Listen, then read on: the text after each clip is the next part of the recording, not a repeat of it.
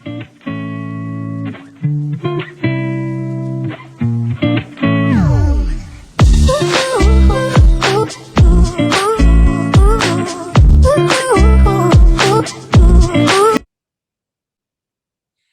good morning. Welcome to today's Morning Moxie with Larisa.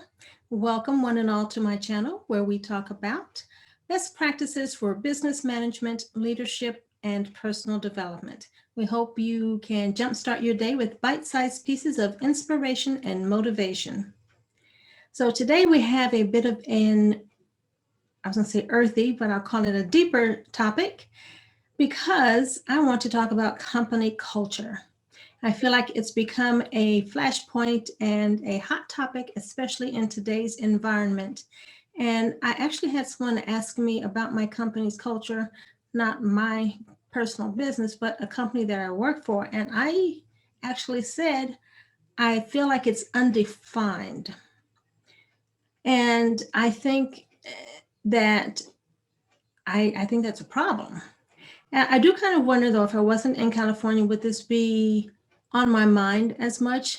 And I'm really noticing that the company has not stood up and taken a position, especially on some of the things that happened last year. And I cannot seem to shake it. So I thought it was a fine time to talk to you about it. So let's get started. So, as I said, or if I didn't, let me just state, I feel that a company culture is the heartbeat of a company. It's the personality of a company. And I think it really defines the leadership because they're the ones who set the culture. And if you think about it, for me, I would say that it's like good customer service. I really notice good customer service because it's so infrequent. We all have horror stories about terrible customer service, about people who definitely under delivered on the promise. And so if you think about company culture the same way, if the company has an exceptional culture, I think that stands out because the people kind of speak with one voice and one mind, and that they are, they came from X company because they're quote unquote all the same. Not that they don't have individual ideas and contributions, but this company is, everyone's so nice, they're smart, they're techie, or whatever they are, they play nicely together. And in the same way as when you have bad customer service, you also have what they call toxic company cultures, where people are stressed, probably not very nice or friendly, but maybe burned out, and they end up leaving because the culture doesn't change and it is actually wearing them down or wearing them out. So what we want to consider is that the right company culture, a good company culture, attracts top talent, and it helps you retain top talent. So whether you're at the hiring stage or not, or probably even better if you're not yet at the hiring stage, please consider when you're setting your mission and vision statements, and you must do that because obviously, that is your why, that is why you're in business, and that is what you hope to achieve. Those are the goals that you want to accomplish and the audience that you want to serve, right? So that is your mission and your vision. But critical to that are your value statements.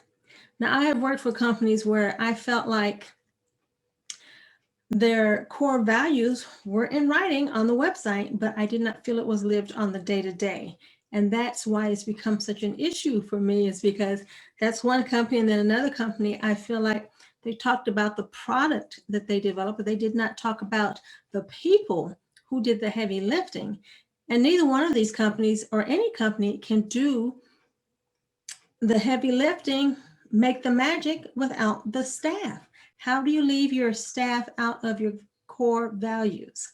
So while you are crafting your mission and vision statement, take just as much time, if not more time, to define your core values. What, number one, is important to you as a person, the leadership team, important to the company, and obviously I would say important to the clients that you serve. But not only just write these down, you have to be able to communicate these values, demonstrate or illustrate these values, and of course, instill them in the people that you are hiring or otherwise working with. So it's just huge. It's been heavy on my mind. And so that is why I'm sharing with you this one important thing that I know a lot of people don't think about. And maybe it's a California thing. I don't know. But it is huge and it's important, and it can, I feel, help you retain the right people. And by right, I mean those who match your vibe, if you will, of the culture that you have created. So it does take time. And you know what? It's not like it can't change, but you have to start somewhere. And as you grow, maybe your values change, and that's also fine. But start somewhere, know what's important, and make sure that you instill these values and proactively create a culture, and discuss that when you're interviewing and hiring, because you want to make, it's not just, we can all be taught and learn a skill, but if they don't fit, you know, it's not going to last long. And then you're spending all that money, because it costs so much more to recruit, hire, and train, more so than it does to retain. So take some time to develop a company culture that attracts qualified candidates and, better yet, retains those top performers. Make sure that you are a match on all levels. So that was a lot, but it's been weighing on me, as I said. So it's hugely important. So that has been today's Morning Moxie. I hope you take it to heart. And if you have some questions or comments, I'd love to hear from you on this very hot topic. So I know it can't just be a California thing. Let me know. And I will see you on the next video. Cheers.